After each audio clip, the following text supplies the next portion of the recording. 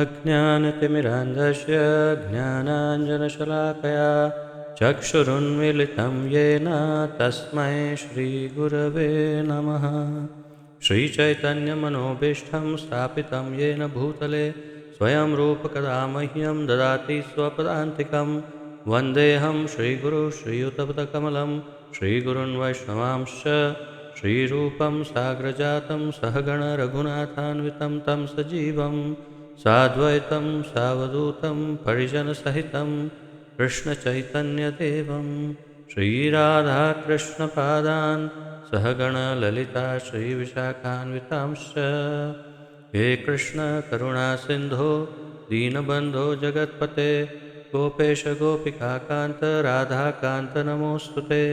तप्तकाञ्चन गौराङ्गी राधे वृन्दावनेश्वरी वृषभानुसुते देवी प्रणमामि हरिप्रिये।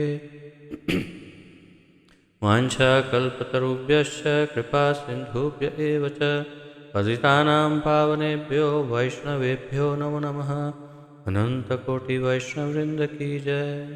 नमः ओं विष्णुपादाय कृष्णप्रेष्ठाय भूतले श्रीमते जयपताका स्वामिन् इति नामिने। नमो आचार्यपादाय निताय कृपाप्रदायने गौरकथाधामदाय नगरग्रामतारिणे। नमः ओं विष्णुपादाय कृष्णप्रेष्ठाय भूतले श्रीमते भक्तिवेदान्तस्वामिन् इति नामिने। नमस्ते सारस्वते देवे गौरवाणी प्रचारिणे निर्विशेषशून्यवादी पाश्चात्यदेशतारिणे।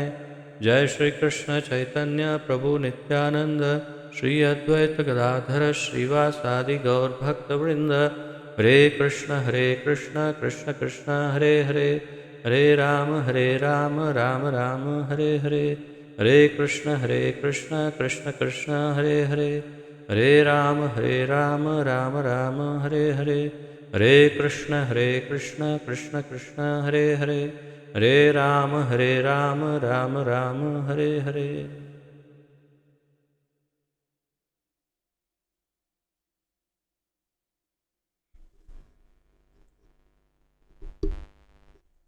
आप सबका बहुत बहुत स्वागत है आज के इस अत्यंत महत्वपूर्ण तथा दिव्य कार्यक्रम में, जिसके अंतर्गत हम सम्मिलित रूप से श्रीमद् भगवत गीता यथारूप का अध्ययन कर रहे हैं, जिसका आलेखन हमारे इस्कॉन के संस्थापक आचार्य श्री श्रीमद् अभय चरणारविंद भक्तिवेदांत स्वामी श्रील प्रभुपाद जी ने किया है। श्रील प्रभुपाद की। तो नवम अध्याय का अध्ययन जारी है और 9वें अध्याय में हम देख रहे हैं श्लोक संख्या 12। और देखा हमने कल 12, 13 और 14, और आज 15वें श्लोक से हम आगे बढ़ेंगे। तो एक पुनरावर्तन, अल्प पुनरावर्तन करके फिर हम आज के श्लोक से आगे बढ़ते हैं। आप सब 12वें श्लोक पे ध्यान दीजिए। मोघाशा मोघ कर्मणा, क्षमा करिए, मोघाशा मोघ कर्माणो मोघ ज्ञाना विचेतसः राक्षसीम आसुरीम चैव प्रकृतिम मोहिनीम श्रिताः। भगवान कहते हैं, जो लोग इस प्रकार मोहग्रस्त होते हैं वे आसुरी तथा नास्तिक विचारों के प्रति आकृष्ट रहते हैं। इस मोहग्रस्त अवस्था में उनकी मुक्ति, आशा, उनके सकाम कर्म तथा ज्ञान का अनुशीलन सभी निष्फल हो जाते हैं। तो पूर्व श्लोक में उन्होंने कहा कि अवजानन्ति मां मूढ़ा, और वो जो मूर्ख लोग हैं उन्हीं के विषय में इस 12वें श्लोक में कह रहे हैं कि उनका सब कुछ विफल हो जाता है। तत्पश्चात 13वें श्लोक में कहते हैं, महात्मानस्तु मां पार्थ देवीं प्रकृतिम आश्रिताः भजन्ति अनन्य मनसो ज्ञात्वा भूत आदिम अव्ययम। अर्थात हे पार्थ, मोह मुक्त महात्मा जन दैवी प्रकृति के संरक्षण में रहते हैं। सामान्य भौतिक प्रकृति या माया नहीं, बल्कि योग माया की के आश्रय में रहते हुए वे भक्ति को आगे बढ़ाते हैं। वे पूर्णतः भक्ति में निमग्न रहते हैं, भगवान कह रहे हैं, क्योंकि वे मुझे आदि तथा अविनाशी भगवान के रूप में जानते हैं। तत्पश्चात 14वें श्लोक में कहते हैं, सततम कीर्तयन्तो माम यतन्तश्च दृढ़व्रताः नमस्यन्तश्च माम भक्त्या नित्ययुक्ता उपासते। ये महात्मा मेरी महिमा का नित्य कीर्तन करते हुए, दृढ़ संकल्प के साथ प्रयास करते हुए, मुझे नमस्कार करते हुए भक्ति भाव से निरंतर मेरी पूजा करते हैं। बस इस प्रकार भगवान अब बहुत ही सुंदर ढंग से भक्ति के विषय में, भक्तों की महिमा के विषय में और विभिन्न प्रकार के योगियों में किस प्रकार एक भक्ति योगी श्रेष्ठ होता है वो परोक्ष रूप से बता रहे हैं। प्रत्यक्ष रूप से ये हमें समझना होगा कि भगवान भक्ति योग का ही यहाँ पर वर्चस्व यानी कि श्रेष्ठता स्थापित कर रहे हैं। और अब ये 15वें श्लोक में लगभग सार रूप में बताएंगे भगवान कि बाकी सारे जो इसके भक्ति को छोड़कर बाकी सब योगों में क्या प्राप्त होता है या नहीं होता। तो आइए उसका उच्चारण करते हैं 15वें श्लोक का, तत्पश्चात उसका तात्पर्य अनुवाद आदि देखेंगे।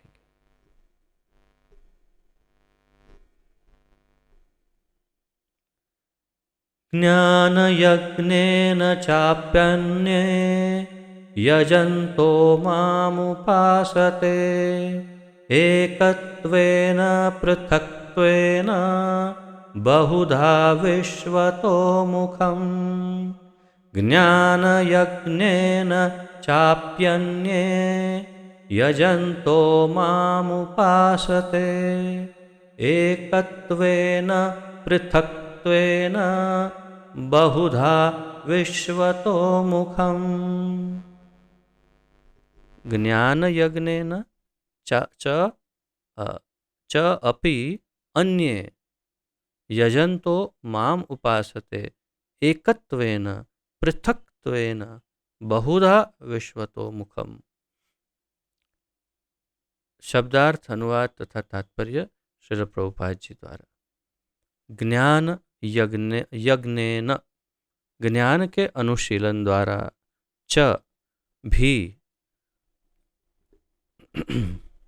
अपि निश्चय ही, अन्य लोग, यजन्तः यज्ञ करते हुए, माम मुझको, उपासते पूजते हैं, एकत्वेन एकांत भाव से, पृथक्त्वेन द्वैत भाव से, बहुधा अनेक प्रकार से, विश्वतः मुखम विश्व रूप में।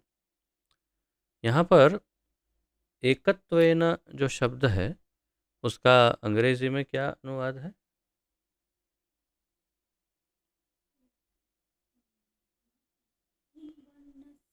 इन वननेस। तो यहाँ हिंदी में जो अनुवाद किया है मेरे विचार से ये योग्य नहीं है। इसमें हिंदी में लिखा है एकांत भाव से। तो एकांत भाव में या एकत्व भाव में, ये दोनों में अंतर है। तो यहाँ वास्तव में एकत्व भाव है। एकांत भाव का एक प्रकार से अर्थ ऐसे हो सकता है कि अकेलापन, परंतु एकत्वेन का वास्तव में अर्थ है कि भगवान और मैं दोनों एक ही हूँ। तो क्या लिखा है अंग्रेजी में? वननेस, वो बिल्कुल एकदम योग्य परफेक्ट उसका अनुवाद है अंग्रेजी में, वननेस, अर्थात कि दोनों एक है, उसे वननेस कहते हैं। लेकिन हिंदी अनुवादक ने अनुवाद ठीक से किया नहीं है, एकांत भाव से लिखा है। वास्तव में वो एकत्व भाव से, एकत्व हिंदी से भी समझ में आ ही जाता है, ऐसा करना चाहिए था। पृथक्त्वेन द्वैत भाव से, ये ठीक है। बहुधा अनेक प्रकार से, विश्वतः मुखम विश्व रूप में, यानी भगवान का जो विश्व रूप है। ये बहुत अच्छा श्लोक है, सुंदर है अनुवाद। भगवान कहते हैं अन्य लोग अर्थात जो भक्ति में या महात्मा जो नहीं है उनकी बात। जो ज्ञान के अनुशीलन द्वारा यज्ञ में लगे रहते हैं, अन्य लोग जो ज्ञान के अनुशीलन द्वारा यज्ञ में लगे रहते हैं, वे भगवान की पूजा उनके अद्वय रूप में, विविध रूपों में तथा विश्व रूप में करते हैं। अब देखिए,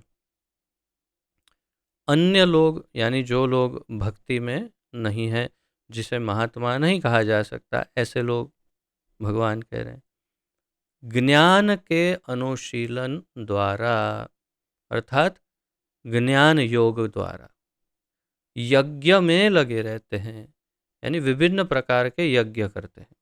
आप अगर नोट्स लिख रहे हैं तो इसमें इन पॉइंट्स को एकदम स्पष्ट लिखिएगा, क्योंकि ये बहुत ही स्टेप बाय स्टेप महत्वपूर्ण पूरा भगवान ने इस श्लोक को समझाया है कि अन्य लोग यानी जो भक्त नहीं, जो महात्मा नहीं, जो उनके आश्रित नहीं भगवान के, वो सब की पूरी कैटेगरी, उनका जो उनके जो विभिन्न स्तर है वो सब यहाँ पर समझाया। उसमें शुरुआत की जो ज्ञान के अनुशीलन द्वारा, यानी जो ज्ञान योगी है यज्ञ में लगे रहते हैं, और जो यज्ञ करते हैं वे भगवान की पूजा उनके अद्वय रूप में, यानी कि अगर हम इसको सार रूप में समझे, प्रभुपाद जी तात्पर्य में सब समझाएंगे, तो जो भी भक्ति योगी नहीं है वो सब इसमें आ गए। ज्ञान योगी, ध्यान योगी, कर्म योगी और कुछ होगा तो वो सब, यानी कि यहाँ तक कि जो मायावादी, निर्विशेषवादी, शून्यवादी, द्वैतवादी तो भक्त हैं, सॉरी, तो वो नहीं, अद्वैतवादी, यानी जैसे भगवान ने अद्वयम या द्वयम दो शब्दों का प्रयोग किया, तो एकत्वेन जो कहा, एकत्वेन पृथक्त्वेन, तो एकत्वेन यानी कि जो अद्वैतवादी है, जो मैं और भगवान एक है, वो सब इसमें आ जाते हैं। तो अन्य लोग इस शब्द में वास्तव में बाकी सारे आ जाते हैं, और मुख्य रूप से जो ज्ञान का अनुशीलन करते हुए यज्ञ में लगे रहते हैं, वे भगवान की पूजा उनके अद्वय रूप में, उनके विविध रूपों में तथा विश्व रूप में करते हैं। प्रभुपाद जी यहाँ पर 3 अलग पॉइंट्स के साथ समझाएंगे तात्पर्य में इन तीनों को, इसलिए मैं यहाँ पर इसको अधिक चर्चा नहीं करता हूँ। तात्पर्य में हम इसे अच्छी तरह से समझेंगे कि ये किस तरह से भगवान को पूजते हैं। अभी यहाँ भजते हैं नहीं है, भगवान को ये लोग पूजते हैं लेकिन भजते नहीं हैं। तात्पर्य, यह श्लोक पिछले श्लोकों का सारांश है। प्रभुपाद जी कह रहे हैं पिछले जो श्लोक हमने देखे उन सभी श्लोकों का सारांश इस श्लोक में है। भगवान अर्जुन को बताते हैं जो विशुद्ध कृष्ण भावनामृत में लगे रहते हैं और कृष्ण के अतिरिक्त अन्य किसी को नहीं जानते, वे महात्मा कहलाते हैं। तो यहाँ पर महात्मा का हमने अर्थ पिछले श्लोकों में देख लिया, 2-3 श्लोकों में महात्मा की बातें आई।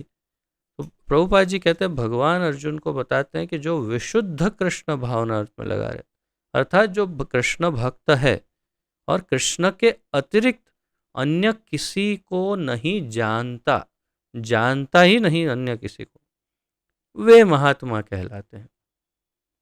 तो ये तो स्पष्ट हो गया कि जो भगवान के भक्त हैं वो महात्मा है।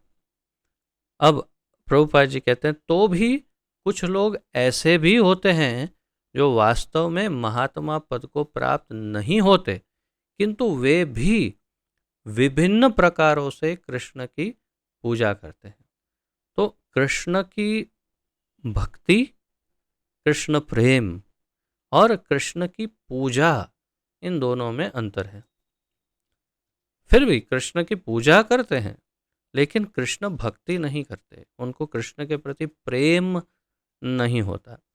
तो वास्तव में इन लोगों की, जो अन्य लोग हैं, जो भक्त नहीं है, महात्मा नहीं है, उनकी बात अब प्रभुपाद जी कर रहे हैं यहाँ पर, भगवान जैसे कह रहे हैं और कहते हैं इनमें से कुछ का वर्णन आर्त, अर्थार्थी, ज्ञानी तथा जिज्ञासु के रूप में किया जा चुका है।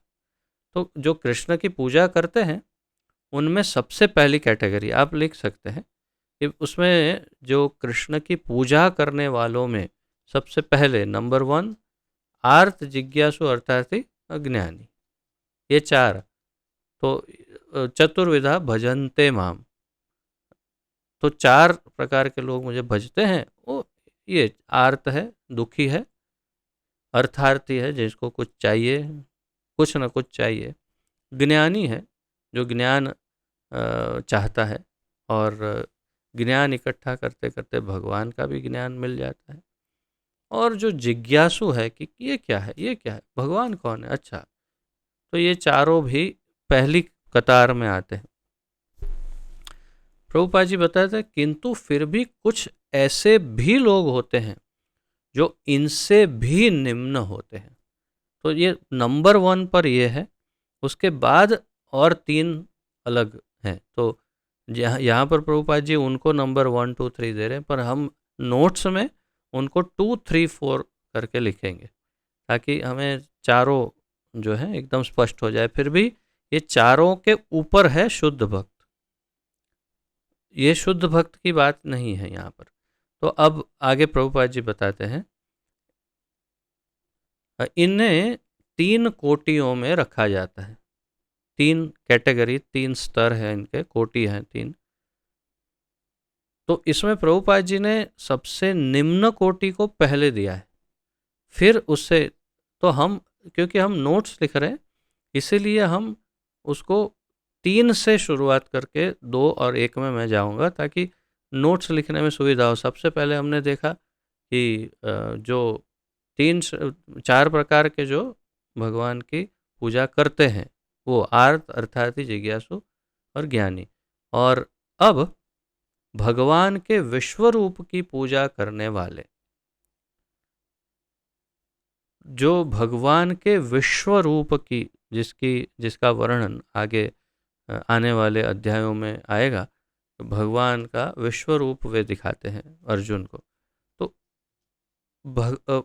वास्तव में प्रभुपाद जी आगे समझाएंगे कि क्योंकि वे ब्रह्मांड के आगे सोच ही नहीं सकते, तो भगवान को विश्व रूप में जानते हैं, तो उस प्रकार से उनकी पूजा करते हैं। तो ये 3, इसमें 3 दिया है प्रभुपाद जी ने, लेकिन मैं उसको अब हमारी नोट्स में नंबर 2 पर है, यानी 1 इसमें।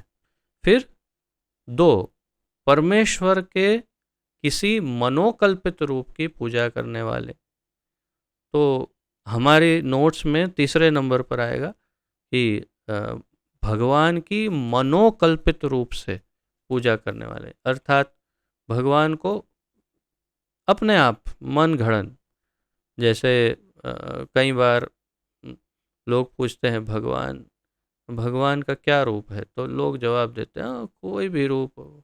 जैसे आजकल वो एक पीले कपड़े वाले बाबा वृंदावन के बहुत ही ज़्यादा प्रचलित होते जा रहे हैं, उनके छोटे छोटे वीडियो, ये वो पीला पीला कपड़ा पहनते, तो उनको किसी ने पूछा ब्रह्म संहिता में लिखा है, वो वीडियो भी है कि ब्रह्म संहिता में लिखा है कि ईश्वर परम कृष्ण, तो आप क्या कहते हैं?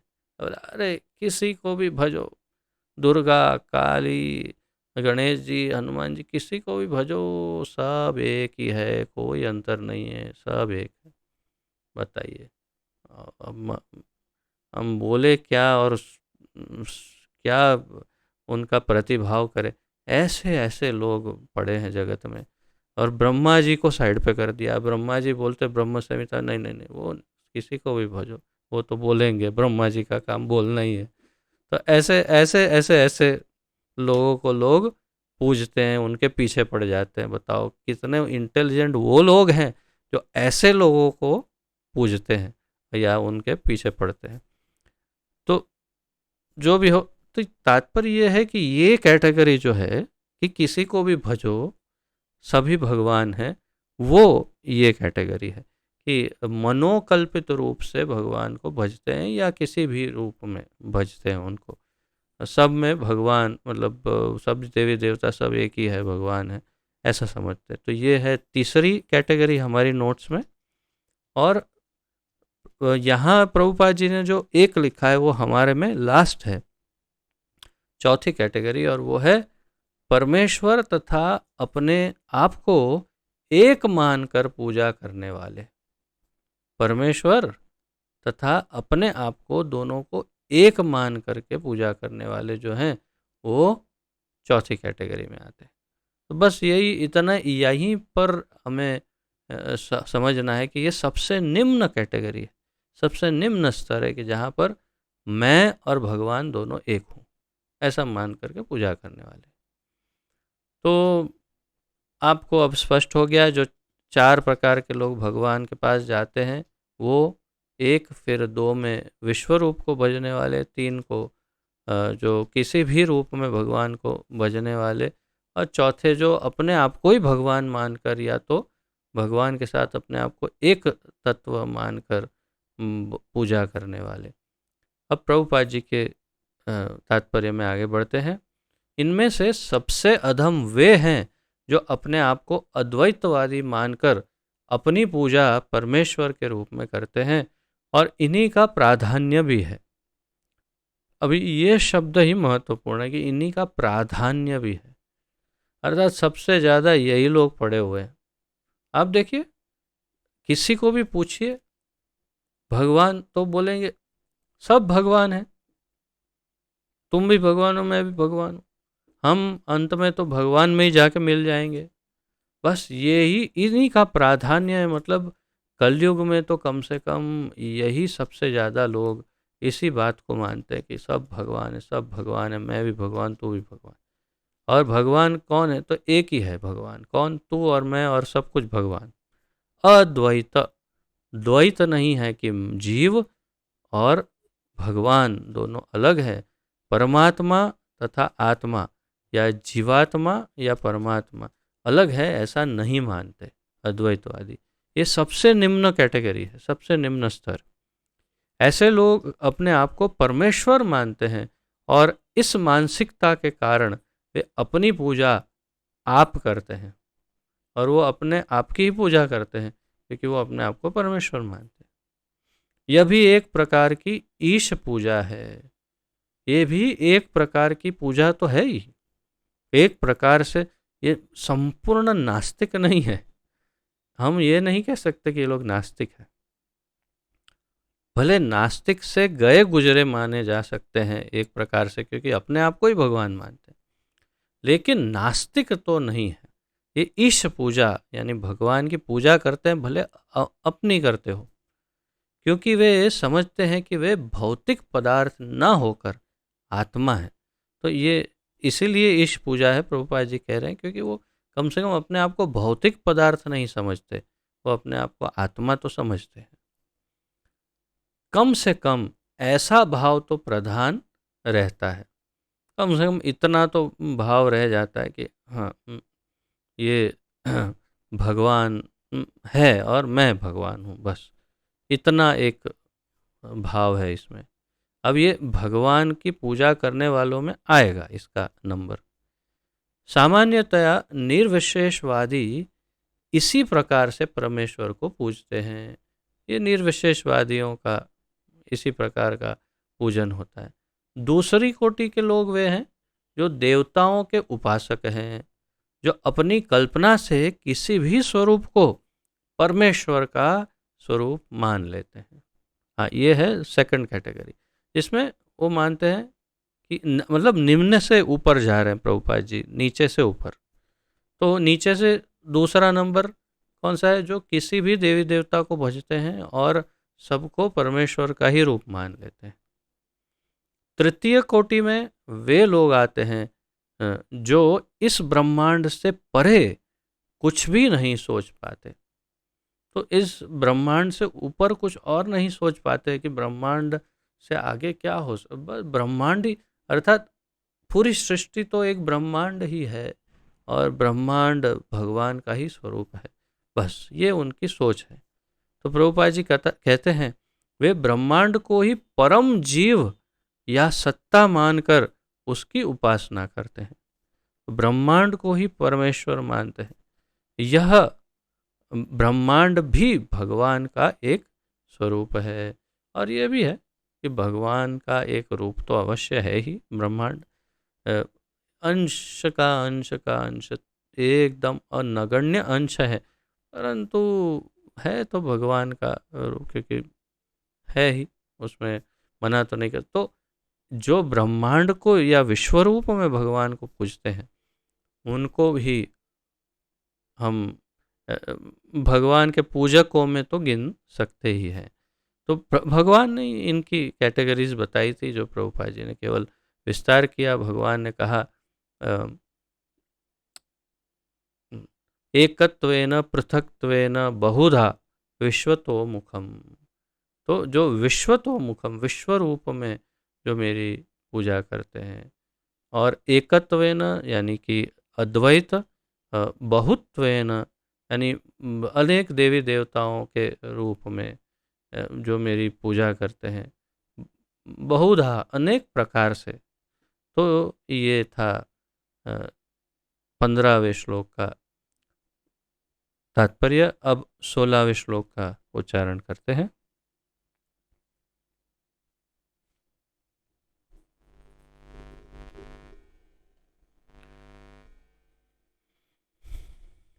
अहं क्रतुरहं यज्ञः स्वधाहम् अहम् औषधम् मन्त्रोऽहम् मे अहं वे मन्त्रोऽहमेवाज्यम्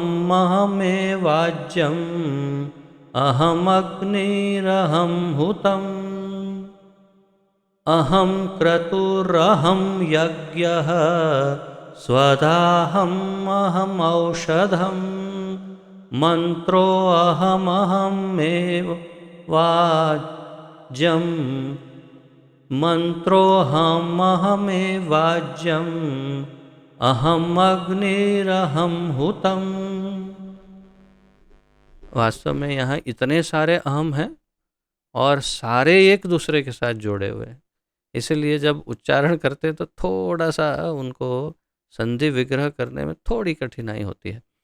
तो अहम क्रतुर, अहम यज्ञः, स्वधा अहम, अहम औषधम, मंत्रो अहम, अहम एव एवाज्यम, अहम अग्निर अहम हुतम। इस प्रकार ये पूरा श्लोक है। तो इसका तात्पर्य शब्दार्थ देखते हैं। अहम मैं, क्रतुः वैदिक अनुष्ठान। क्रतु का अर्थ है वैदिक अनुष्ठान। आप लोगों ने कभी ये सुना होगा नाम क्रतु। प्रभुपाद जी के एक वरिष्ठ शिष्य, जो आप यहाँ आए थे वृंदावन और बलराम हॉल में बैठ करके जिन्होंने लेक्चर दिया था, क्रतु प्रभु जी, जो प्रभुपाद जी के शिष्य हैं, उनका नाम है क्रतु प्रभु। तो क्रतुः यानी वैदिक अनुष्ठान या कर्म कांड, वैदिक अनुष्ठान मुख्य रूप से। अहम मैं हूँ, यज्ञ स्मार्त यज्ञ, ये स्मार्त ब्राह्मण जो करते हैं या स्मार्त यज्ञ कहते हैं उसे। स्वधा यानी तर्पण, जो पितरों को तर्पण होता है उसे स्वधा कहा है। अहम मैं, अहम मैं औषधम जड़ी बूटी, मंत्र दिव्य ध्वनि। अहम मैं, अहम मैं एव निश्चय ही आज्यम घृत यानी घी। अहम मैं अग्नि ही अग्नि, अहम मैं हुतम आहुति भेंट। देखिए भगवान ने अब पहले पहले तो कितने 6-7 अध्याय तक, तो 6 अध्याय तक तो कम से कम भगवान अपने विषय में कुछ भी बोलने से कतराते थे। और जब अब खुल गए हैं तो धीरे धीरे धीरे धीरे एकदम माइक्रो डिटेल देने लग गए हैं, सूक्ष्म से सूक्ष्म हमें ज्ञान दे रहे हैं कि क्या क्या है भगवान। तो कह रहे हैं कि मैं वैदिक अनुष्ठान, मैं यज्ञ हूँ, मैं तर्पण हूँ, मैं औषधि हूँ, मैं मंत्र हूँ, मैं ध्वनि हूँ, मैं घी हूँ, मैं अग्नि भी मैं ही हूँ, आहुति भी मैं ही हूँ, ये सब कुछ अनुवाद। किंतु मैं ही कर्मकांड, मैं ही यज्ञ, पितरों को दिया जाने वाला तर्पण, औषधि, दिव्य ध्वनि यानी मंत्र, घी, अग्नि तथा आहुति हूँ। पूरा का पूरा यज्ञ भगवान ही तो है। पूर्ण यज्ञ जो कुछ भी उसमें है सब भगवान। कर्मकांड, मैं ही यज्ञ हूँ, स्वयं पूरा यज्ञ ही भगवान है, पूरा यज्ञ। पितरों को दिए जाने वाला तर्पण, औषधि, उसके अंदर अगर जो औषधियाँ यज्ञ के अंदर इस्तेमाल होती है आहुति देने के लिए, तो उन औषधियों के विषय में कह रहे हैं। दिव्य ध्वनि, जो मंत्रोच्चारण होता है, वो जो अंदर घी जिसका सबसे मुख्य भाग होता है, एक यज्ञ में यानी हवन में, होम में सबसे मुख्य होता है घी। अगर घी नहीं तो वो होम अधूरा हो जाएगा। तो गाय का घी, अग्नि, अग्नि के बिना तो होम हो ही नहीं सकता। होम के लिए सबसे मुख्य तो अग्नि है, तो वो भी भगवान है, और आहुति भी भगवान है। ये सब कुछ भगवान है। तात्पर्य, ज्योतिष्टोम, ज्योतिष्टोम नामक वैदिक यज्ञ भी कृष्ण है। स्मृति में वर्णित महायज्ञ भी वही है। पितृलोक को अर्पित तर्पण या पितृलोक को प्रसन्न करने के लिए किया गया यज्ञ, जिसे घृत यानी घी रूप में एक प्रकार की औषधि माना जाता है, वह भी कृष्ण ही है। इस संबंध में जिन मंत्रों का उच्चारण किया जाता है वे भी कृष्ण हैं। यज्ञों में आहुति के लिए प्रयुक्त होने वाली दुग्ध से बनी अनेक वस्तुएं भी कृष्ण हैं। अग्नि में, अग्नि भी कृष्ण है, क्योंकि यह अग्नि 5 तत्वों में से एक है, अतः वह कृष्ण की भिन्ना शक्ति कही जाती है। तो भिन्ना प्रकृतिर अष्टधा, भिन्ना में प्रकृतिर अष्टधा, मेरी 5 जो 8 जो बताई, 8 में से 5 स्थूल, उन स्थूल में से एक है अग्नि। पृथ्वी, जल, वायु, अग्नि, आकाश, उसमें से एक अग्नि है। तो अग्नि भगवान की शक्ति है, और इसीलिए भगवान ने यहाँ, प्रभुपाद जी ने थोड़ा विस्तार से बताया इसको कि अग्नि भी भगवान है।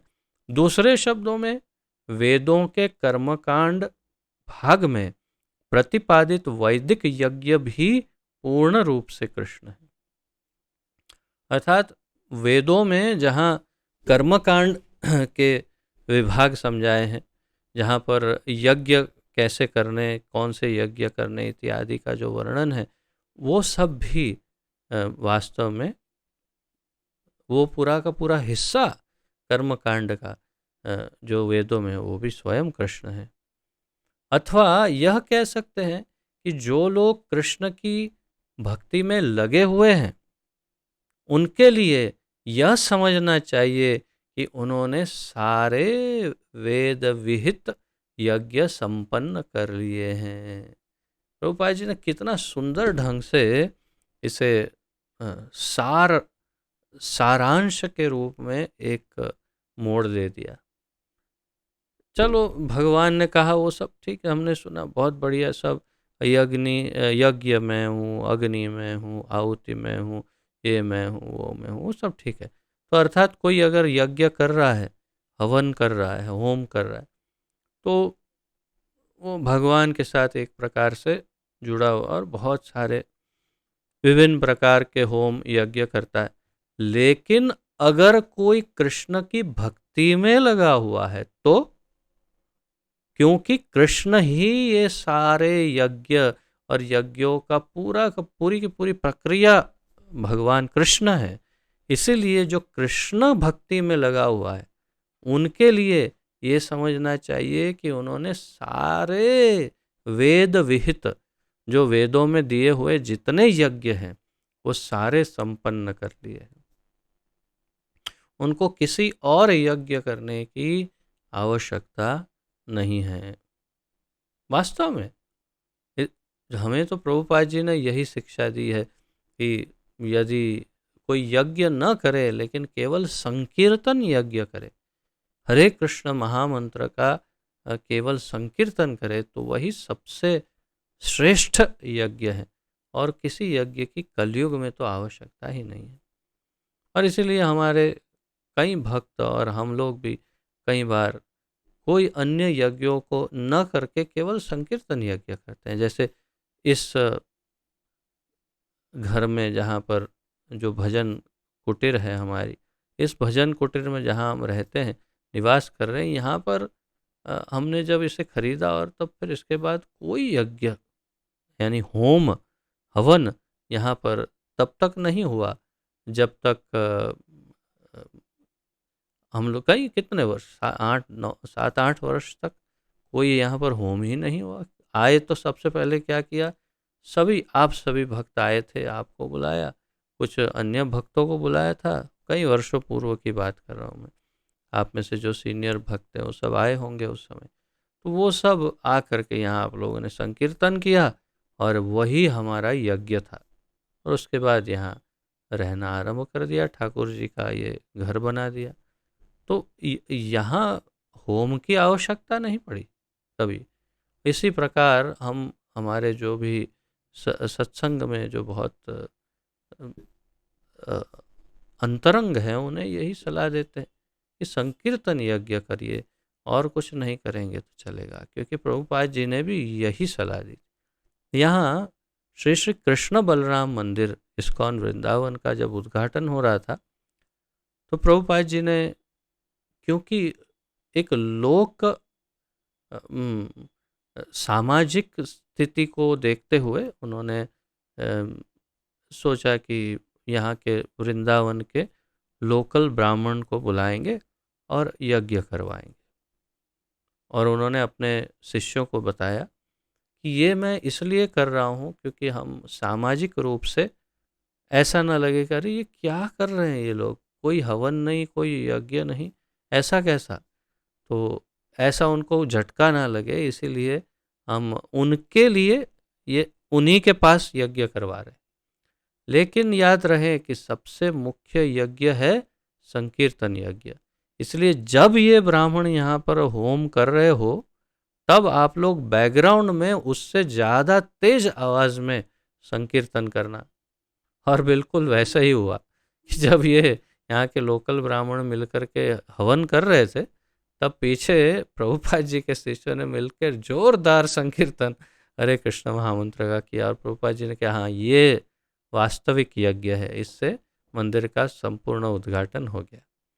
तो तात्पर्य यही है कि जो कृष्ण भक्त है उन्होंने तो सारे यज्ञ वैसे ही कर लिए, उनको करने की आवश्यकता नहीं पड़ती, प्रभुपाद जी कह रहे। अब 17वें श्लोक का उच्चारण करते हैं। 17वां श्लोक अत्यंत महत्वपूर्ण श्लोकों में से एक है। बस बल्कि सारे तो है ही, परंतु इसमें भी भगवान अपना परिचय आगे बढ़ाते हैं। 16 भी वैसे ही महत्वपूर्ण है, 17 भी महत्वपूर्ण है और दोनों एक ही लाइन में है। अर्थात कि पहले उन्होंने अपना यज्ञ के रूप में परिचय दिया, अब उसी में और आगे स्वयं का ही परिचय भगवान 17वें श्लोक में दे रहे हैं।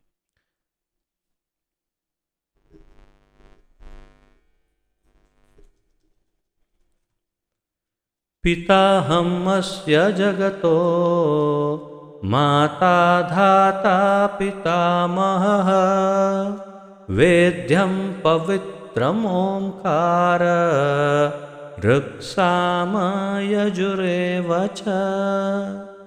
पिताहम् अस्य जगतो माता धाता पितामहः वेद्यं पवित्रम् ओंकारं ऋक्सामयजुरेव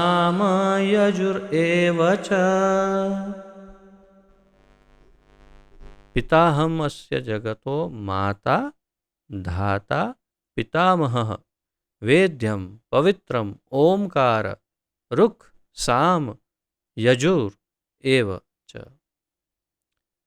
शब्दार्थ। पिता, पिता, अहम मैं हूँ, अस्य इस, जगतः ब्रह्मांड का। यहाँ पर प्रभुपाद जी ने जगत शब्द का अनुवाद किया ब्रह्मांड, क्योंकि जगत वास्तव में ब्रह्मांड ही है। माता, माता, धाता यानी आश्रयदाता, जो आश्रय देता है उसे धाता कहते हैं। पितामह, यहाँ पर हिंदी अनुवादक ने बाबा ऐसा अनुवाद किया है। अंग्रेजी में क्या है? पितामह, ग्रैंड सर, ग्रैंड सर, तो ग्रैंड फादर के भी दादा ऐसा कह सकते हैं। यानी पितामह भीष्म, तो पितामह अर्थात उनके पिता के पिता के पिता, ऐसा, या तो उनके भी पिता, इस प्रकार से कुछ। तो जो बहुत दादा के भी बड़े जो हो उसे पितामह कह सकते हैं। तो या तो कभी कभी दादा को भी कहते होंगे। तो यहाँ पर बाबा लिखा है इन्होंने, अनुवाद हिंदी अनुवादक ने।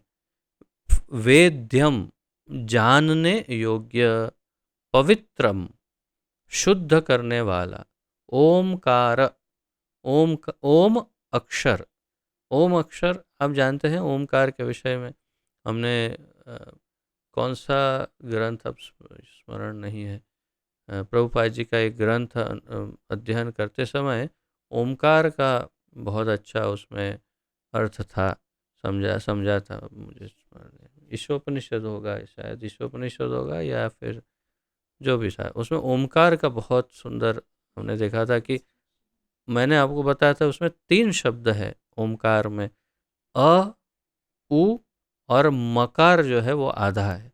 तो यानी अ, उ, या आधा है, पूरा म नहीं है, ऐसे है। तो ओम, ओम, इस प्रकार से ओमकार की रचना होती है और वो भगवान का ही स्वरूप है। यहाँ भी भगवान कह रहे हैं। ऋक यानी ऋग्वेद, साम, सामवेद, यजुः, यजुर्वेद, एव, निश्चय ही, च, तथा। अनुवाद। मैं इस ब्रह्मांड का पिता, माता, आश्रय तथा पितामह हूँ। मैं ज्ञेय यानी जानने योग्य, शुद्धिकर्ता तथा ओमकार हूँ। मैं ऋग्वेद, सामवेद तथा यजुर्वेद भी हूँ। तो भगवान यहाँ पर अपना परिचय अभी और विस्तरित कर रहे हैं और कह रहे हैं कि मैं इस ब्रह्मांड का पिता हूँ, इस ब्रह्मांड की माता भी मैं ही हूँ। कोई कहते हैं ना जगत माता, अरे जगत माता भी तो कृष्ण ही है। आश्रय, मैं इस ब्रह्मांड का आश्रय हूँ, यानी ये पूरा ब्रह्मांड मुझ पर ही टिका हुआ है। तथा पितामह हूँ, अर्थात कि सभी बापों का बाप हूँ एक प्रकार से। मैं ज्ञेय यानी जानने योग्य, जानने योग्य हूँ। शुद्धि करता, सब कुछ शुद्ध करने वाला, तथा ओमकार भी मैं ही हूँ। तो आगे भी बताएंगे अन्य जगह पर प्रणवः शब्देषु, तो सभी मंत्रों में या शब्दों में प्रणव यानी ओमकार मैं ही हूँ। तो 2 बार कह रहे हैं भगवान कि मैं ओमकार हूँ। तो जब हम ओम कहते हैं तो वास्तव में कृष्ण ही है। मैं ऋग्वेद, सामवेद तथा यजुर्वेद भी हूँ। तो 4 जो वेद है, अथर्ववेद का नाम यहाँ लिया नहीं भगवान ने, परंतु ऋग, साम और यजुर्वेद भी मैं ही हूँ, भगवान कह रहे हैं। तात्पर्य। सारे चराचर विराट जगत की अभिव्यक्ति कृष्ण की शक्ति के विभिन्न कार्यकलापों से ही होती है। सारे चर और अचर विराट जगत। आपको कल ही समझाया था, चर यानी जो खाते हैं मुख से, और अचर यानी जो पैरों से खाते हैं, यानी कि वृक्ष जो चलते नहीं, चरते नहीं, जो अपने के जड़ों के माध्यम से जल और खाना या जो भी उनका आहार है उसे चूसते हैं। तो चर अचर विराट जगत की अभिव्यक्ति कृष्ण की शक्ति के विभिन्न कार्यकलापों से होती। इस भौतिक जगत में हम विभिन्न जीवों के साथ तरह तरह के संबंध स्थापित करते हैं, जो कृष्ण की शक्ति के अतिरिक्त अन्य कुछ नहीं है। अब यहाँ पर हम सब के लिए एक बहुत ही महत्वपूर्ण ज्ञान है, जो हम मोहित रहते हैं संबंधों में, हमेशा मोहित रहते हैं, हमेशा। ये मेरी पत्नी है, ये मेरा पति, ये मेरा बच्चा है, ये मेरा पिता है, ये मेरा। तो प्रभुपाद जी कह रहे हैं हम इस भौतिक जगत में हम विभिन्न जीवों के साथ, अलग अलग जीवों के साथ तरह तरह के संबंध स्थापित करते हैं, अलग अलग संबंध बनाते हैं सबके साथ, जो कृष्ण की शक्ति के अतिरिक्त अन्य कुछ नहीं है। तो ये सारे जीव भी भगवान की शक्ति है। प्रकृति की सृष्टि में उनमें से कुछ हमारे माता पिता के रूप में उत्पन्न होते हैं, किंतु वे कृष्ण के अंश ही हैं। तो इसमें हम कभी किसी को माता पिता समझते हैं, लेकिन वे भी वास्तव में कृष्ण के ही अंश हैं। इस दृष्टि से ये जीव जो हमारे माता पिता आदि प्रतीत होते हैं, वे कृष्ण के अतिरिक्त कुछ नहीं है। अर्थात हम जिन्हें अपना माता या पिता के रूप में देख रहे हैं, वास्तव में वे कृष्ण के अलावा और कुछ नहीं है। इसका अर्थ ये नहीं है कि माता पिता कृष्ण है। प्रभुपाद जी जो कह रहे हैं उसका अर्थ ये नहीं है कि हमारे माता पिता कृष्ण है। नहीं, ये सारे जीव जो हमारे अलग अलग संबंधों में हैं, वो सभी कृष्ण के ही रूप हैं, अर्थात उनकी शक्तियों की अभिव्यक्ति है एक प्रकार से। और फिर इनमें क्या अंतर है वो भी प्रभुपाद जी समझा देंगे, इसलिए कभी कोई निर्विशेष या मायावादी की तरह सोचने न लगे कि हम सब भगवान ही हैं। तो इसलिए वो समझाएंगे आगे कि हाँ, भगवान की सब शक्तियाँ तो है, परंतु भगवान नहीं है। इस श्लोक में आए धाता शब्द का अर्थ सृष्टा है, यानी भगवान। प्रभुपाद जी कह रहे हैं कि धाता का अर्थ जो धारण करता है वो है, परंतु इसका अर्थ यहाँ पर क्या वास्तव में क्या है?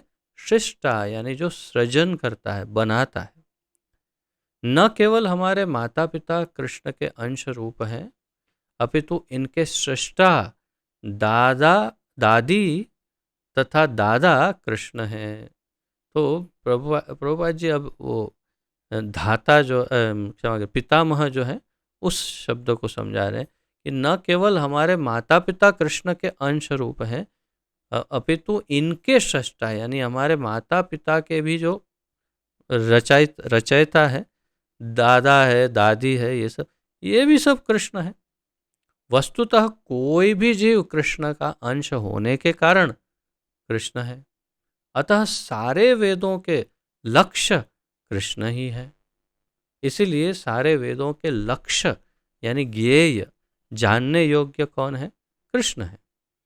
हम वेदों से जो भी जानना चाहते हैं वह कृष्ण को जानने की दिशा में होता है। जो भी वेदों में ज्ञान है उसका मूल हेतु कृष्ण को जानना है। जिस विषय से हमारी स्वाभाविक स्थिति शुद्ध होती है वह कृष्ण है। जिस विषय को जानने से हमारी स्वाभाविक स्थिति, यानी मेरी स्थिति क्या है? नित्य कृष्णेर दास, मैं भगवान का नित्य दास हूँ। तो मेरा भगवान के नित्य दास रूप में मेरा जो स्वभाव है उसकी स्थिति शुद्ध हो जाती है। और वो है कृष्ण। इसी प्रकार जो जीव वैदिक नियमों को जानने के लिए जिज्ञासु रहते हैं वह भी कृष्ण का अंश, अतः कृष्ण भी है अतः ये भी कृष्ण है, ऐसा कहना चाहिए। हिंदी में थोड़ा अनुवाद में आगे भी और एक दो गड़बड़ कर दी है इन्होंने। समस्त वैदिक मंत्रों में ओम शब्द, जिसे प्रणव कहा जाता है, एक दिव्य ध्वनि कंपन है और यह भी कृष्ण है। यह यहाँ हिंदी में लिखा है यह कृष्ण भी है, नहीं, यह गलत लिखा है, यह भी कृष्ण है। अर्थात ओमकार भी कृष्ण का ही रूप है। इस प्रकार कृष्ण ओमकार नहीं है, ओमकार कृष्ण का एक रूप है। अर्थात कृष्ण बड़े हैं कहने का तात्पर्य, कृष्ण भी हैं का अर्थ है कृष्ण छोटे हैं, ऐसा हो जाता है। तो यहाँ जिसके पास हिंदी है वो ये भी को आगे ले जाओ एक स्टेप। चूंकि चारों वेदों ऋग्वेद, यजुर्वेद, सामवेद तथा अथर्ववेद में प्रणव या ओमकार प्रधान है, अतः इसे कृष्ण समझना चाहिए। अर्थात सारे वेद भी कृष्ण हैं, क्योंकि सभी वेदों के हर एक लगभग सूत्रों में या मंत्र जो है अंदर या जो कुछ भी है उसमें प्रणव यानी ओमकार का सबसे अधिक प्रयोग है। ओम के द्वारा सब प्रारंभ होते हैं, इसलिए ये भी सब कृष्ण ही। तो प्रभुपाद जी ने अपने दृष्टिकोण से उन्होंने ये हमें समझाया कि ये क्यों सब कुछ कृष्ण है, जो वास्तविक दृष्टिकोण है। अब 18वें श्लोक का उच्चारण करते हैं।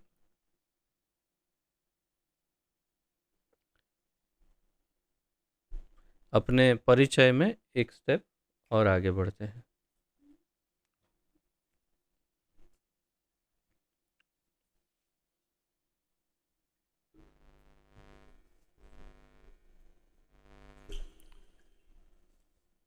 गतिर्भर्ता प्रभुः साक्षी निवासः शरणं सुहृत् प्रभवः प्रलयः स्थानं निधानं बीजम् अव्ययम्।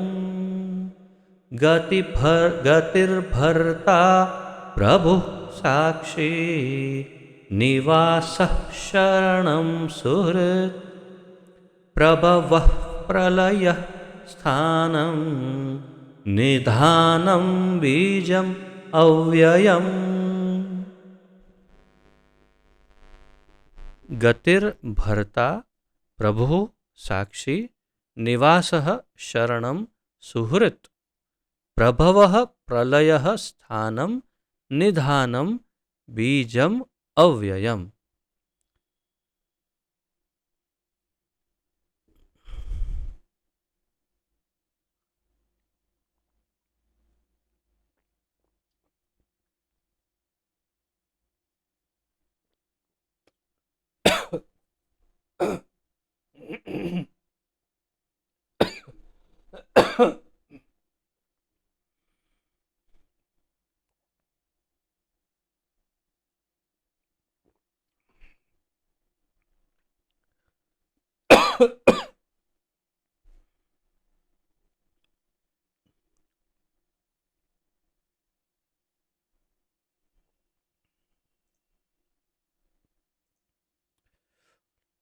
क्षमा करिए। तो यहाँ पर शब्दार्थ में प्रभुपाद जी बताते हैं, गति ही लक्ष्य, भर्ता पालक, प्रभु भगवान, साक्षी गवाह, निवास धाम, शरणम शरण, सुहृत घनिष्ठ मित्र, प्रभव सृष्टि, प्रलय संहार, स्थानम भूमि, स्थिति, निधानम आश्रय, विश्राम स्थल, बीजम बीज या कारण, अव्ययम अविनाशी। अनुवाद। मैं ही लक्ष्य, पालनकर्ता, स्वामी, साक्षी, धाम, शरणस्थली तथा अत्यंत प्रिय मित्र हूँ। मैं सृष्टि तथा प्रलय, सबका आधार,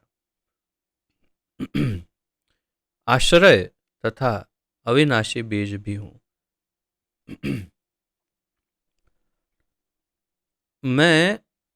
मैं ही लक्ष्य, यानी सभी जीवों का अंतिम लक्ष्य भगवान कृष्ण है। पालन करता, सबके पालन करता भगवान।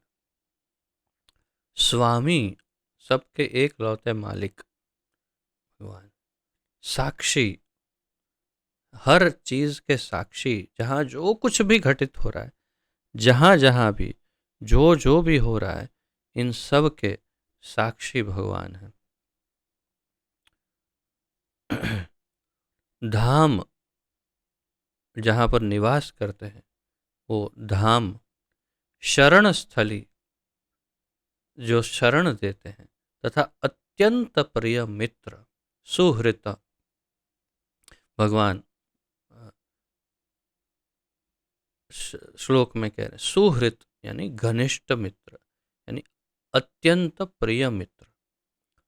मैं सृष्टा तथा प्रलय, क्षमा करिए, सृष्टि तथा प्रलय। सृष्टि, जो ये पूरी सृष्टि, पूरा का पूरा, यानी उसमें सारे ब्रह्मांड,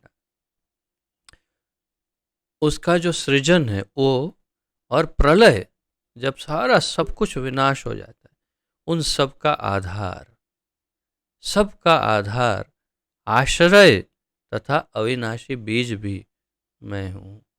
तो यानी सृष्टि और प्रलय के अंदर जो कुछ भी आवश्यक है, उसका आधार, उसके आश्रय और उसका अविनाशी जो बीज है मुख्य, वो भी स्वयं भगवान।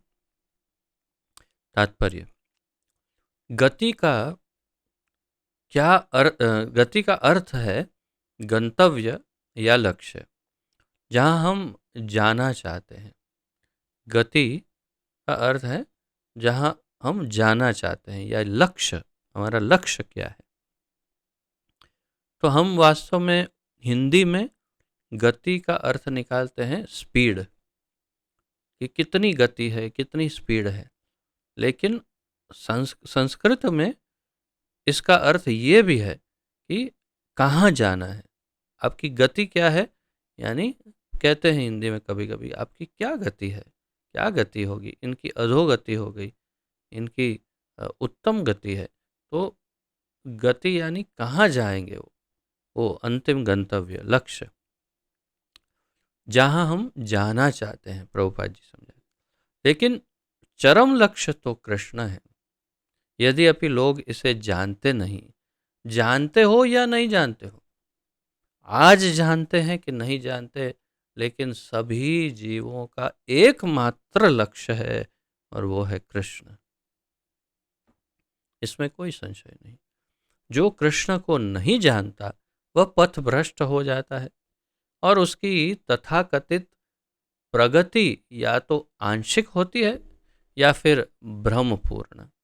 तो जो कृष्ण को नहीं जानते वो पथभ्रष्ट हो जाते हैं, पथभ्रष्ट, रास्ते से भटक जाते हैं, और उसकी जो प्रगति है, विकास, वो आंशिक हो, बहुत कम विकास हो पाता है।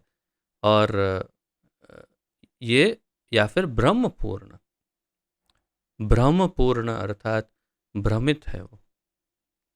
ऐसे अनेक लोग हैं जो देवताओं को ही अपना लक्ष्य बनाते हैं और तद अनुसार कठोर नियमों का पालन करते हैं। करते हुए चंद्रलोक, सूर्यलोक, इंद्रलोक, महरलोक जैसे विभिन्न लोकों को प्राप्त होते हैं। किंतु ये सारे लोक कृष्ण की ही सृष्टि होने के कारण कृष्ण हैं और नहीं भी हैं। तो मैंने आपको पिछले श्लोक के तात्पर्य के समय बताया था कि आगे प्रभुपाद जी समझाएंगे कि वास्तव में भगवान है भी, लेकिन ये सब भगवान नहीं भी है। और बल्कि भगवान ने स्वयं ही पहले कह दिया था कि अ, अ, न चाहम तेषु अवस्थितः, तो मैं उनके अंदर नहीं रहता, यानी कि मैं वो नहीं हूँ। कहने का अर्थ है ये सब मुझ में रहते हैं, लेकिन मैं वो नहीं हूँ। और उनका, भगवान का कहने का अर्थ था। तो एक प्रकार से ये सब भगवान का अंश तो है, लेकिन ये भगवान नहीं है। इसलिए प्रभुपाद जी ने क्या कहा, सूर्य लोक, चंद्र लोक, महर लोक, ये सब है, लेकिन ये सारे लोग कृष्ण की ही सृष्टि होने के कारण कृष्ण है और नहीं भी है। प्रभुपाद जी ने इसीलिए ये कहा कि कृष्ण है लेकिन नहीं भी है। ऐसे लोक भी कृष्ण की शक्ति की अभिव्यक्तियां होने के कारण कृष्ण है, किंतु वस्तुतः वे कृष्ण की अनुभूति की दिशा में सोपान का कार्य करते हैं। अर्थात ये कृष्ण की शक्ति है, तो कृष्ण की शक्ति का अंश है और उसकी अभिव्यक्तियां हैं। इसीलिए इस प्रकार कह सकते हैं कि कृष्ण है, एक अ, सामान्य व्याख्या के रूप में कि हाँ कृष्ण कृष्ण है, ठीक है, सब कृष्ण ही है। लेकिन वास्तव में ये मूल जो भगवान कृष्ण है, गोलोक निवासी जो कृष्ण है, उन कृष्ण के को समझने की दिशा में, अ, उनकी अनुभूति की दिशा में ये सोपान का कार्य करते हैं। अर्थात ये स्तर है, ये स्टेप्स हैं जिनके ऊपर हम धीरे धीरे धीरे धीरे चढ़ते जाएंगे। अर्थात इन सब से आगे बढ़ते जाना है। पहले समझो सब कुछ भगवान है, कुछ विशेष नहीं, सब भगवान है, ठीक है। फिर धीरे धीरे धीरे कहेंगे ओ भगवान के कैसे कैसे रूप हैं, अलग अलग रूपों में भगवान है। अच्छा, सारे देवी देवताओं के रूप में, चलो ठीक है। फिर कहेंगे ओ भगवान परमात्मा रूप में हमारे हृदय में बैठे हैं, ये ठीक है, बहुत अच्छा है।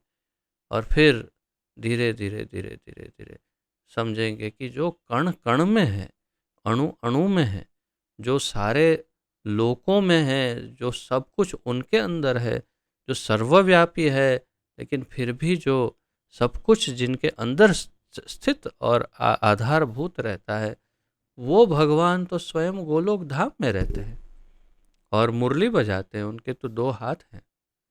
तो वो जब समझ में आएगा तो वो अंतिम सोपान है, अर्थात हम भगवान को समझ पाएंगे। लेकिन ये सारी जो स्थितियां हैं, वो भी वहाँ जाने के स्टेप्स हैं। कृष्ण की विभिन्न शक्तियों तक पहुँचने का अर्थ है अप्रत्यक्षतः कृष्ण तक पहुँचना। लेकिन इन सब में जाते समय कोई ये नहीं बोल सकता है कि ये भगवान को, भगवान कृष्ण को समझ रहे हैं, या तो कृष्ण का अध्ययन कर रहे हैं, कृष्ण को प्राप्त करेंगे, या ऐसा नहीं कह सकते। क्यों? क्योंकि ये अप्रत्यक्ष है, प्रत्यक्ष कृष्ण नहीं।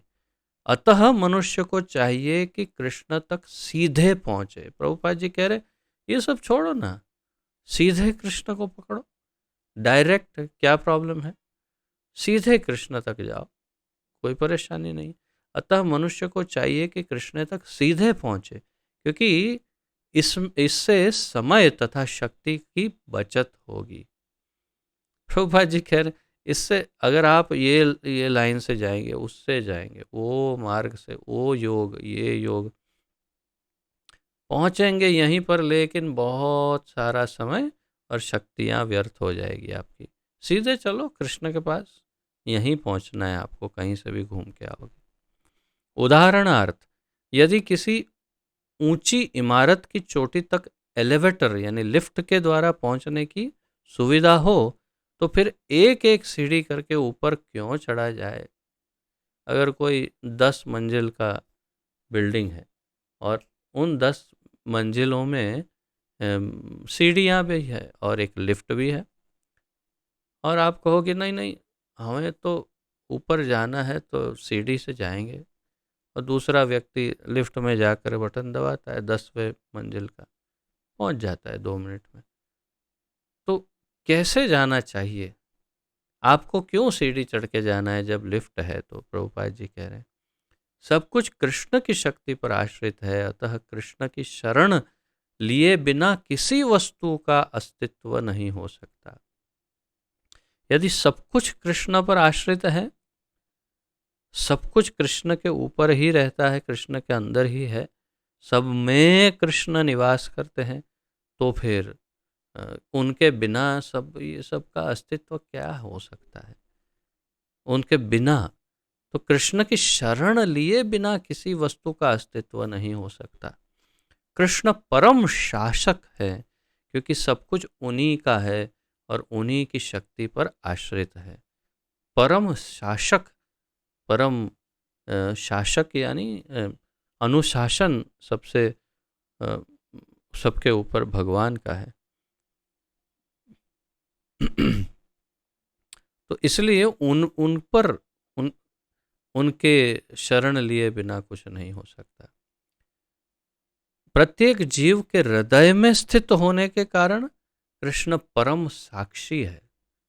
तो साक्षी क्यों कहा भगवान ने कि मैं साक्षी भी हूं? क्योंकि सबके हृदय में रहते हैं, आपके सभी के, आप सभी के हृदय में बैठे हैं भगवान। आप तो जीवात्मा हो, आपके साथ हृदय में परमात्मा भी बैठे हैं, और जो कुछ भी आप करते हो या सोचते हो, सब के साक्षी भगवान सतत रहते हैं, सतत निरंतर। हमारा घर, देश या लोक जहाँ पर हम रह रहे हैं, सब कुछ कृष्ण का है। तो इसलिए धाम जिसे कहते हैं, हम जहाँ रह रहे हैं वो सब कुछ जो भी है सब कुछ कृष्ण का है। शरण के लिए तो ये ईशोपनिषद का सबसे प्रथम श्लोक ही तो है, ईशावास्यम इदम सर्वम, ईश आवास्यम इदम सर्वम, भगवान का घर है सब कुछ, सर्वम, हम उनके घर में रहते हैं। शरण के लिए कृष्ण परम गंतव्य है। अगर शरण लेनी हो तो किसकी ली जाए? कृष्ण की। अतः मनुष्य को चाहिए कि अपनी रक्षा या अपने कष्टों के विनाश के लिए कृष्ण की शरण ग्रहण करे। तो लोग जाते हैं अलग अलग देवता या उन लोगों के पास कि अपनी रक्षा के लिए, रक्षा के लिए किसके पास जाना चाहिए? रक्षा के लिए आपको किसी तांत्रिक या ऐसे कोई बाबा या कोई दोरा धागा बांधने वाले, तावीज लगाने वाले, ऐसे किसी के पास जाने, किसी देवी देवता के पास जाने की आवश्यकता नहीं। केवल कृष्ण के पास जाइए जो परम है, और वही आपकी रक्षा करेंगे, क्योंकि वही सबकी रक्षा करते हैं। जो देवी देवता के पास आप जाते हो उनके रक्षक भी कृष्ण ही हैं।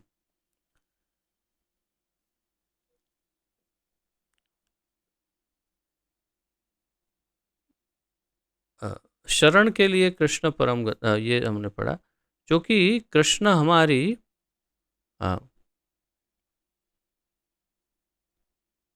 कृष्ण परम जीव है। यहाँ प्रभुपाद जी कह रहे कृष्ण परम जीव है, यानी जीवों में परम है, तो उनको जीव नहीं कहा जाता, वास्तव में उन्हें परम आत्मा ही कहा जाता है। क्योंकि कृष्ण हमारी उत्पत्ति के कारण या हमारे परम पिता हैं, अतः उनसे बढ़कर न तो कोई मित्र हो सकता है, न शुभ चिंतक। सुहृतम, सुहृदम, सुहृद या सुहृत जो शब्द है यहाँ पर संस्कृत में, सुहृत यानी घनिष्ठ मित्र। सुहृदम सर्वभूतानाम, भगवान कहते हैं। तो सुहृद यानी सबके घनिष्ठ मित्र, परम मित्र एक ही है हमारा, और वो है भगवान। और देखिए आपका जो परम मित्र है ना, वो आप ही के हृदय में बैठा हुआ है। अगर आप दोस्ती करना जानते हो तो यहीं बैठा है। तो आप थोड़ा सा प्रयास कर सकते हैं, और हो सकता है एक दिन वो मुंह खोले और आप सुन सके। वैसे तो वो बोलता ही है, लेकिन हमारे कान अभी इतने अशुद्ध हैं कि हम नहीं सुन पाते।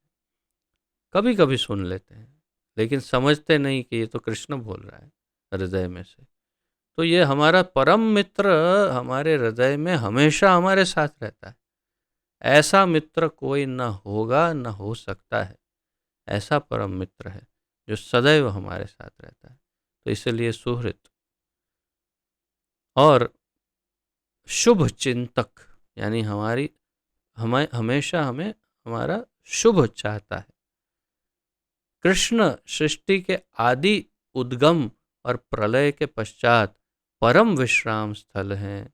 तो सृष्टि में ये मैंने जैसे आपको बताया था, जब सृजन होता है और प्रलय होता है, इस सब में परम विश्राम स्थल तो भगवान ही है। आपने आप सब जानते हैं कि कारणोदक्षाय विष्णु के शरीर से सब प्रकट होता है और उन्हीं के शरीर में विलीन हो जाता है। अतः कृष्ण सभी कारणों के शाश्वत कारण हैं। प्रभुपाद जी कह रहे हैं सर्व कारण कारणम।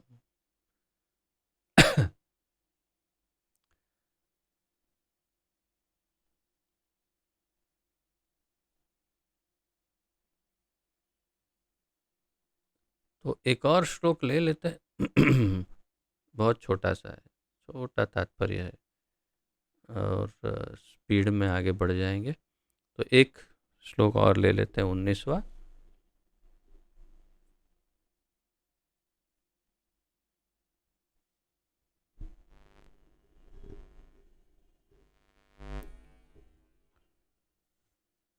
तपाम्यहम् अहं वर्षं निगृह्णाम्युत्सृजामि च अमृतं चैव मृत्युश्च सदसच्चाहम् अर्जुन।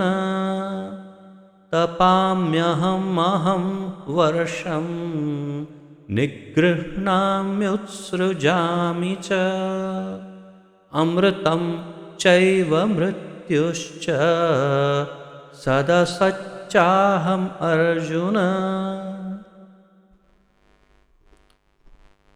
तपामि अहम् अहं वर्षं निगृह्णाम्युत्सृज उत्सृजामि च अमृतं चैव मृत्युश्च सत् असत् चाहम् अर्जुन। शब्दार्थ: तपामि ताप देता हूँ। तपामि मैं ताप देता हूँ, गर्मी देता हूँ, गर्मी पहुँचाता हूँ। अहम मैं वर्षम वर्षा, निगृह्णामि रोके रखता हूँ, उत्सृजामि भेजता हूँ। ये विशेष है, देखिए वर्षा, वर्षम यानी वर्षा, बारिश। भगवान कहते हैं निगृह्णामि, बारिश नहीं हो तो क्यों नहीं होती? हम कहा बारिश नहीं होती क्योंकि कृष्ण ने रोक के रखी है। निगृह्णामि, वर्षाम निगृह्णामि अर्थात मैं बारिश को रोक के रखता हूँ। फिर कहते हैं उत्सृजामि, भेजता हूँ, यानी बारिश होती है तो भी मैं ही करता हूँ बारिश। च तथा अमृतम, अमरत्व, च तथा एव निश्चय ही मृत्यु मृत्यु च तथा सत आत्मा, असत पदार्थ, च तथा अहम मैं अर्जुन। हे अर्जुन। अनुवाद: हे अर्जुन, मैं ही ताप प्रदान करता हूँ और वर्षा को रोकता तथा लाता हूँ। मैं अमरत्व हूँ और साक्षात मृत्यु भी मैं हूँ। आत्मा तथा पदार्थ यानी सत तथा असत दोनों मुझ ही में है। देखिए यहाँ भगवान और अपना परिचय बढ़ाते हुए कहते हैं मैं ताप प्रदान करता हूँ। अग्नि या ताप यानी उष्मा, गर्मी जो है वो मैं प्रदान करता हूँ। और वर्षा को रोकता भी मैं हूँ तथा वर्षा देता भी मैं हूँ, लाता हूँ। मैं अमरत्व हूँ। यदि कोई अमरत्व की बात करता है तो अमरत्व तो मैं ही हूँ और साक्षात मृत्यु भी मैं हूँ। तो भगवान ने जैसे ओमकार को 2 बार कहा, वैसे मृत्यु को भी 2 बार कहते हैं भगवान। यहाँ पर भी उन्होंने कहा मृत्यु, तो अमृतम चैव मृत्युश्च, यानी मैं मृत्यु हूँ। और अन्य जगह पर क्या कहते हैं, सर्वे हरश्चाहम, अ, मृत्यु सर्वे हरश्चाहम, यानी मैं मृत्यु के रूप में आकर के सब कुछ हरण कर लेता हूँ। तो मैं ही मृत्यु के रूप में आकर सब कुछ छीन लेता हूँ सबके पास। मृत्यु सर्वहरश्चाहम। और यहाँ पर कहते हैं मैं मृत्यु हूँ। आत्मा तथा पदार्थ, प्रभुपाद जी ने अनुवाद किया है इसका, यानी सत और असत दोनों मुझ ही में है। तात्पर्य, कृष्ण अपनी विभिन्न शक्तियों से विद्युत तथा सूर्य के द्वारा ताप तथा प्रकाश बिखेरते हैं। अपनी अलग अलग शक्तियों से सूर्य इत्यादि, बिजलियाँ, बादल से, ये सब अलग अलग रूप से प्रकाश और ताप, गर्मी बिखेरते हैं। ग्रीष्म ऋतु में कृष्ण ही आकाश से वर्षा नहीं होने देते, और वर्षा ऋतु में वे ही अनवरत वर्षा की जड़ी लगाते हैं। यानी यदि बारिश नहीं हो रही है तो कृष्ण ने रोक के रखा है, और बहुत बारिश हो गई, कृष्ण ही कर रहे हैं। जो शक्ति हमें जीवन प्रदान करती है वह कृष्ण है, और अंत में मृत्यु रूप में हमें कृष्ण मिलते हैं। जो मृत्यु, जिससे सब लोग सबसे ज्यादा डरते हैं, वो वास्तव में वो मृत्यु भी कृष्ण है। कृष्ण की इन विभिन्न शक्तियों का विश्लेषण करने पर यह निश्चित हो जाता है कि कृष्ण के लिए पदार्थ तथा आत्मा में कोई अंतर नहीं है, अथवा दूसरे शब्दों में वे पदार्थ तथा आत्मा दोनों हैं भगवान। अतः कृष्ण भावनामृत की उच्च अवस्था में ऐसा भेद नहीं माना जाता। कृष्ण भावनामृत की अवस्था में, कृष्ण भक्ति में जो सबसे उन्नत है, उसमें ऐसा कोई भेद नहीं होता कि पदार्थ अलग है, आत्मा अलग है, ये है। मनुष्य हर वस्तु में कृष्ण के ही दर्शन करता है। दर्शन की बात है, स्पष्ट जानते हैं कि कृष्ण गोलोक निवासी हैं और हम सब उनके सेवक हैं, सब कुछ जानते हैं। लेकिन दृष्टि की बात है, दृष्टिकोण की दृष्टि से देखें तो सब में कृष्ण का ही दर्शन करते हैं। जो भक्त होते हैं वो हर एक में कृष्ण का दर्शन करते हैं, और यही सत्य है ना। यहाँ स्वयं भगवान जो कह रहे हैं, क्या गप्पा मार रहे हैं, क्या झूठ बोल रहे हैं, क्या मजाक कर रहे हैं भगवान, या ऐसे ही बस चलो थोड़ा हो जाए, मेरी अपनी तारीफ हो जाए, ऐसा कुछ। जो कह रहे हैं एक एक शब्द सनातन सत्य है, सब कुछ कृष्ण है, और यही दर्शन एक भक्त करता है, वो सब कुछ कृष्ण के रूप में देखता है। क्योंकि कृष्ण पदार्थ तथा आत्मा दोनों है, अतः समस्त भौतिक प्राकट्यों से युक्त यह विराट विश्वरूप भी कृष्ण है। एवं वृंदावन में दो भुजा वाले वंशी वादन करते श्याम सुंदर रूप में उनकी लीलाएं उनके भगवान रूप की होती है। तो प्रभुपाद जी कहते हैं कि विश्व रूप में भी जो समस्त भौतिक प्राकट्यों से युक्त विश्व रूप है वो तो कृष्ण है, लेकिन वृंदावन में जो दो भुजा वाले वंशी बजाते श्याम सुंदर रूप में उनकी लीलाएं उनके भगवान रूप की ही होती है।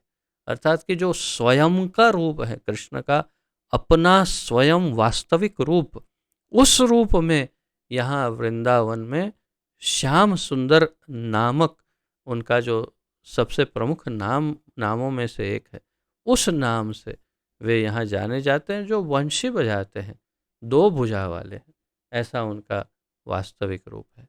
तो इस बहुत सुंदर अंतिम इसका ओप दे करके, उसे बहुत सुंदर एक आकार दे करके प्रभुपाद जी यहाँ पर इस तात्पर्य को विराम देते हैं। सब कुछ कृष्ण है, लेकिन भूलना नहीं कि यहाँ वृंदावन का श्याम सुंदर ही ओरिजिनल कृष्ण है, जहाँ से सारा सब कुछ तो प्रकट उन्हीं में से हो रहा है।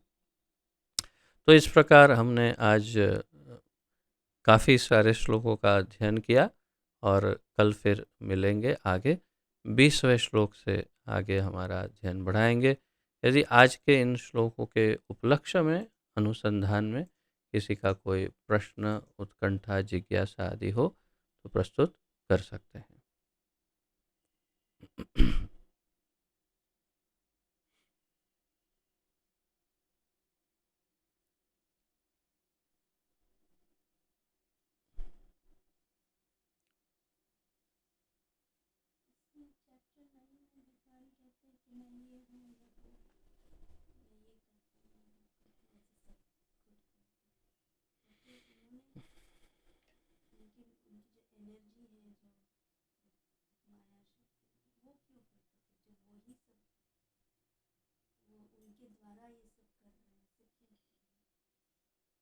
मतलब हम्म हम्म हम्म हम्म he is not the doer, that is the difference. He is the cause, he is not the doer. वही तो उन्होंने पहले स्पष्ट कर दिया कि ये सब मैं कारण हूँ लेकिन मैं करता नहीं हूँ। सबसे मुख्य बात समझने की यही है। उन्होंने पहले ये समझा दिया कि मैं करता नहीं हूँ और फिर अब ये समझा रहे हैं कि मैं ये सब का कारण हूँ, अर्थात ये सब मैं हूँ लेकिन मैं वास्तविक करता नहीं हूँ। करता तो जीवात्मा है सब, हम सब ही तो हैं जो करते हैं। वास्तव में वे तो साक्षी है, वो करते कुछ नहीं है, वो सब का कारण है। कार्य हम करते हैं, कारण वो है और कर्ता हम हैं। तो हम करता है, वो कारण है और हम कार्य करते हैं उनके माध्यम से। तो वो नहीं है तो कुछ भी नहीं है, लेकिन कर्ता के रूप में वो नहीं है। उन्हें कार्य करने में न तस्य कार्यम करणम च विद्यते, उनको कुछ कारण कार्य करने में कोई इंटरेस्ट नहीं है। उनको कोई इसमें कोई उनके कोई कर्तव्य नहीं है। न माम पार्थस्ति कर्तव्यम त्रिषु लोकेषु किंचन, मेरा तीनों लोकों में मेरा कोई कर्तव्य नहीं है, भगवान स्वयं कहते हैं। तो उनका कोई कर्तव्य, कुछ कार्य, कुछ कुछ नहीं है, उनका कोई हेतु नहीं है। लेकिन यही सत्य है कि ये सब कुछ भगवान, अर्थात जैसे कि उदाहरण के रूप में ये पेन है, ये पेन भगवान है, लेकिन भगवान ये पेन, अर्थात हम ऐसे नहीं कह सकते ये पेन भगवान है, ऐसे नहीं कह सकते। भगवान ये पेन है लेकिन ये पेन भगवान नहीं है। समझ में आया? भगवान पेन है, भगवान ये रूम है, भगवान ये सब कुछ भगवान दामोदर धनंजय दास है। हाँ, क्यों नहीं है? वही तो कह रहे हैं, सब कुछ भगवान है, एवरीथिंग, एवरीथिंग इज भगवान। बट मैं भगवान नहीं हूं। ये पेन भगवान नहीं है, ये ग्लास भगवान नहीं है। ये अंतर समझना है। अगर ये नहीं समझ में आ रहा है तो हमें बहुत ही सीरियसली पीछे जो छोड़ा है वो सब फिर से स्टडी करना चाहिए। भगवत गीता को यहीं रोक करके वापस पुराने चैप्टर्स में जा करके फिर से यहाँ तक पहुँचना चाहिए स्टडी करके। क्योंकि भगवान ने यहाँ तक इतना समझा दिया कि मैं क्या हूँ और क्या नहीं हूँ, और अब ये माइक्रो डिटेल दे रहे हैं कि तुम ये समझो कि शायद तुम्हें ये नहीं समझ में आया कि मैं अणु अणु में हूँ, मैं परमात्मा रूप में सबके हृदय में हूँ। सब नहीं समझ में आए तो मैं तुमको अभी एक एक नाम लेकर बताता हूँ कि ये मैं हूँ, ये मैं हूँ, ये मैं हूँ, ये मैं हूँ, ये मैं हूँ। लेकिन वो नहीं कह सकता कि मैं भगवान हूँ। मैं वो हूँ लेकिन वो मैं नहीं है। वही समझना है हमें कि पेन भगवान पेन है लेकिन पेन भगवान नहीं है। पेन ये नहीं बोल सकते कि मैं भगवान हूँ। हाँ, भगवान बोल सकते कि मैं पेन हूँ। So that is what we have to understand कि दोनों में अंतर क्या है। दोनों में बहुत बड़ा अंतर है, और फिर भी अ, भगवान का है सब कुछ। इसीलिए तो प्रभुपाद जी ने जीवात्मा तक कहा, सारे जीव है वो भी तो भगवान ही है ना। लेकिन उस दृष्टिकोण से जीव ये नहीं कह सकता कि मैं भगवान हूँ, लेकिन भगवान कहेंगे ये सब जीव भी तो मैं ही हूँ, क्योंकि सब कुछ उनके अंदर ही आश्रित है, उनके ऊपर ही आश्रित है, सबके अंदर वे हैं, सबके कण कण में वे हैं, सब उनका ही अंश है, सब उन्हीं की इच्छा से चलता है, सब कुछ वो है, तो फिर वो क्यों नहीं कह सकते कि मैं ये हूँ। अंग्रेजी में एक प्रोवर्ब है, a part for the whole and the whole for a part. So it is exactly that, कि एक अंश के लिए संपूर्ण, या संपूर्ण के लिए एक अंश। A part for the whole and the whole for a part. यानी कि पेन ये नहीं कह सकती कि मैं भगवान, लेकिन भगवान, सारी पेन भगवान है। पूरे सृष्टि की जितनी पेन है सब भगवान है, लेकिन पेन ये नहीं कह सकती कि मैं भगवान हूँ। इस तरह सब कुछ, इस पूरे चर अचर जगत, पूरे सारे ब्रह्मांडों, सारा भौतिक जगत, सारा आध्यात्मिक जगत, सब कुछ भगवान है। लेकिन उसमें से कोई एक वस्तु या व्यक्ति ये नहीं कह सकता कि मैं भगवान हूँ। केवल भगवान कह सकते हैं, या विष्णु तत्व ये अवश्य कह सकते हैं। यानी कृष्ण के जो स्वांश अवतार है वो बोल सकते हैं हाँ मैं भगवान हूँ।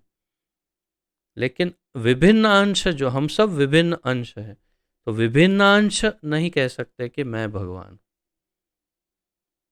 Got the difference? ओके। अब बाकी सबको समझ में आया क्या प्रश्न था और किस तरह दोनों को समझा जाए अलग? भगवान क्या है और भगवान क्या नहीं है? सब कुछ भगवान है। भगवान बोलते हैं मैं सब कुछ हूँ, लेकिन ये सब वो नहीं बोल सकते जो भगवान बोल रहे हैं। भगवान ने कहा कि मैं मृत्यु हूँ, लेकिन स्वयं मृत्यु ये नहीं कह सकती कि मैं भगवान हूँ। इस प्रकार अलग अलग ढंग से इसे देखा जा सके। दृष्टिकोण का अंतर है, मेरी दृष्टि इधर से, उनकी दृष्टि इधर से। तो भगवान के दृष्टिकोण से सब कुछ भगवान है, हमारे दृष्टिकोण से केवल कृष्ण ही भगवान है। Is that clear? ओके। और किसी का कोई प्रश्न?